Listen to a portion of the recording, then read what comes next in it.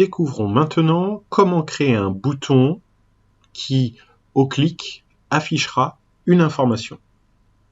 Alors, ce que l'on va faire, c'est à ce moment-là nous positionner peut-être sur la page Vista, aller dans l'onglet Mise en page, et on pourrait avoir un bouton dans cette zone qui viendrait, ou peut-être plutôt en haut, qui viendrait afficher, pourquoi pas, le texte qui est ici, la consigne. Pour ce faire, nous avons l'option ici qui s'appelle bouton de navigation. Ce bouton de navigation, on va lui donner un nom à droite ici de l'écran. Vous voyez button 1. Donc on va lui donner un autre nom. Donc moi je vais l'appeler btn clic consigne par exemple. Et ensuite nous avons ici dans la zone bouton actif, bouton survolé, inactif, sortant et clignotant. Alors attention, clignotant, c'est quelque chose qui ne fonctionne pas, enfin plus, parce que c'était réservé à un usage sur Flash.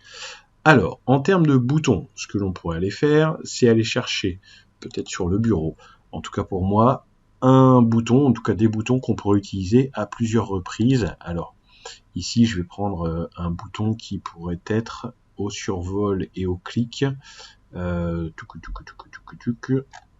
Allez, prenons, tant pis, c'est pas forcément le bouton qui serait associé à ça, mais on va prendre les boutons ici qui seraient les boutons acceptés. Donc, je vais prendre le bouton accepter on au actif.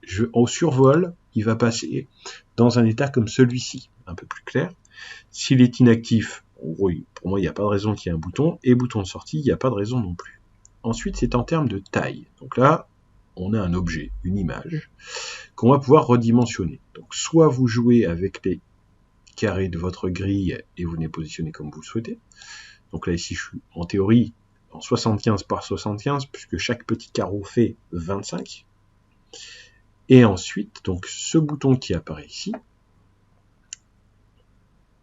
on souhaite que, au clic, il nous affiche ce texte-là, qu'on pourrait faire disparaître de base. Donc, pour cela, on va définir que notre zone ici de texte va être animée. Animée, non pas à partir de l'entrée de la page, mais plutôt par un bouton.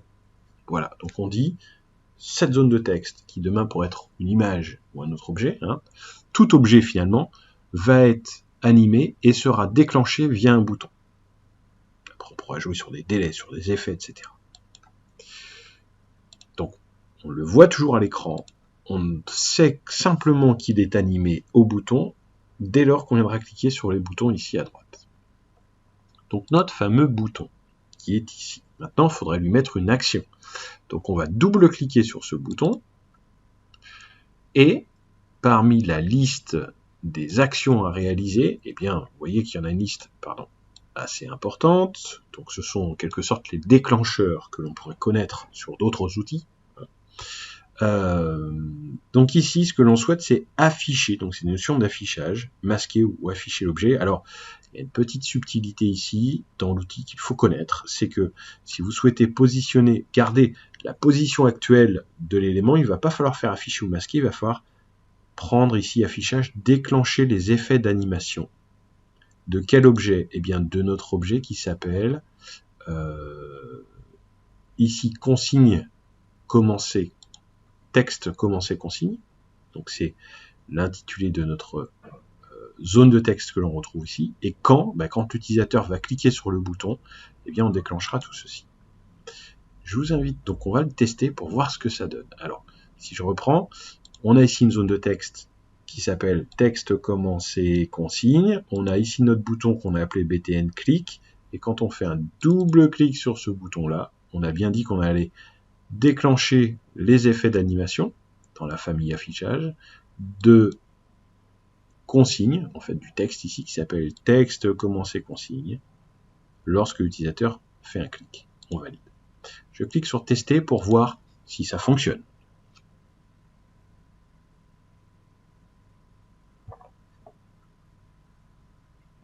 En théorie, alors déjà c'est mal parti, puisque du coup on a notre bouton, enfin notre zone qui est ici. Et là, si je fais déclencher, finalement il ne se passe rien du tout. Alors on va retourner dans l'outil pour essayer de voir qu'est-ce qu'il s'est passé pour que l'on n'ait pas les informations associées. Et bien là ici je découvre quelque chose, c'est quand j'ai pas forcément sauvegardé. Donc si on fait cliquer sur notre zone de texte, ici elle est définie comme inactive, on avait dit au bouton, je fais OK, je vais pour forcer l'enregistrement, cliquer sur enregistrer et m'assurer que voilà, ici c'est bien bon. Dans les paramètres, c'est parfait. Cette fois-ci, je suis prêt à tester de nouveau.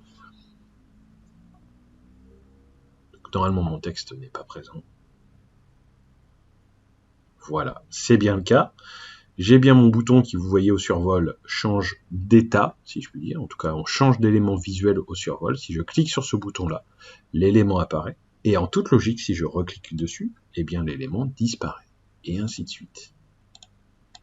Voilà, vous savez créer un bouton qui déclenche l'affichage de quelque chose. Donc ça pourrait aussi déclencher un son. Au clic sur ce bouton, on déclenche un élément audio.